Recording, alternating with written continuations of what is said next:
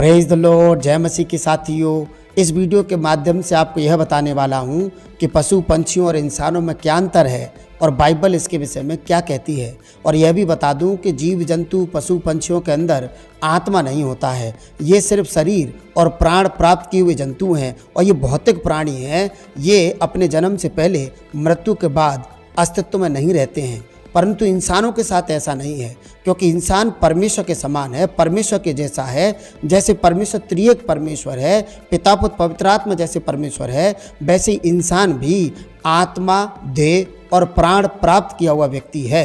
आत्मा उसे आत्मिक संसार से और भौतिक संसार से शरीर और दोनों को जोड़े रखने के लिए उसे प्राण प्राप्त है। और मैं ये बता दूं, इंसान स्वर्गदूतों से भी बढ़कर है। इंसान स्वर्गदूतों से ज़्यादा महत्वपूर्ण है और इंसानों के पास स्वर्गदूतों से ज़्यादा अधिकार हैं। और उत्पत्ति की पुस्तक 1 अध्याय 26 आयत में खुद परमेश्वर कहते हैं, फिर परमेश्वर ने कहा, हम मनुष्य को अपने स्वरूप के अनुसार अपनी समानता में बनाएंगे। बाइबल में साफ शब्दों में लिखा है, ईश्वर ने इंसान को अपने जैसा बनाया है।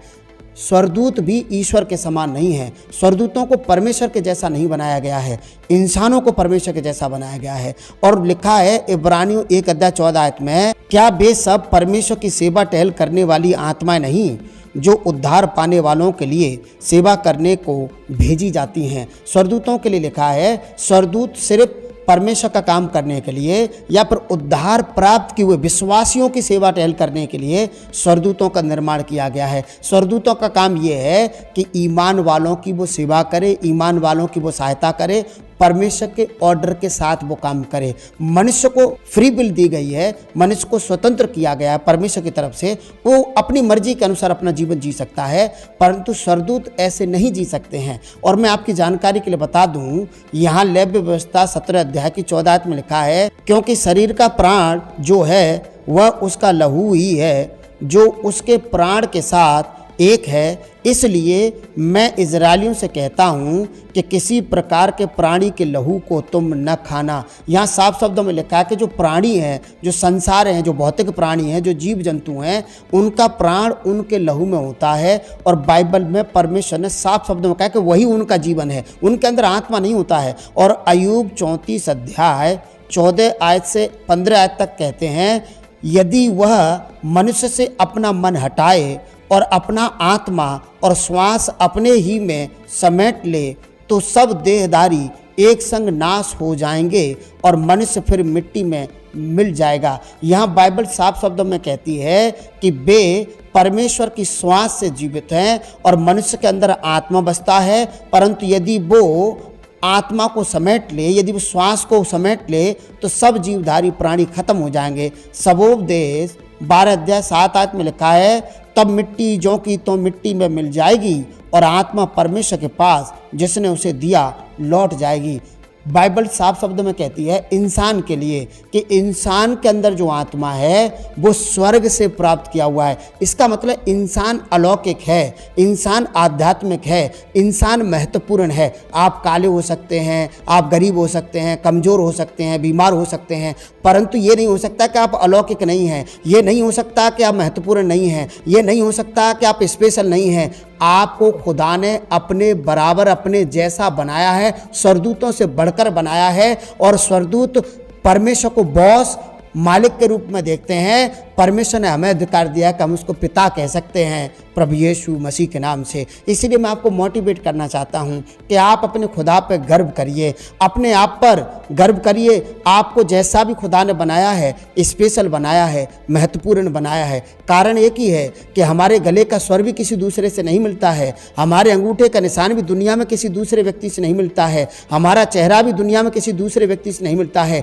ईश्वर ने हमें सबसे डिफरेंट, सबसे अलौकिक बनाया है। इसलिए आप गर्व करिए खुदा पर, उसकी क्रिएशन पर, और उसकी इबादत करिए, उसका धन्यवाद करिए प्रभु यीशु मसीह के नाम से। आप पशु पंछियों से बढ़कर ही नहीं है, सिर्फ आप तो स्वर्गदूतों से भी बढ़कर हैं प्रभु यीशु मसीह के नाम से। और 1 थिस्सलुनी 5 अध्याय उसकी 23 आयत में लिखा है, शांति का परमेश्वर आप ही तुम्हें पूरी रीति से पवित्र करे, तुम्हारी आत्मा, प्राण और देह हमारे प्रभु यीशु के आने तक पूरे और निर्दोष सुरक्षित रहें।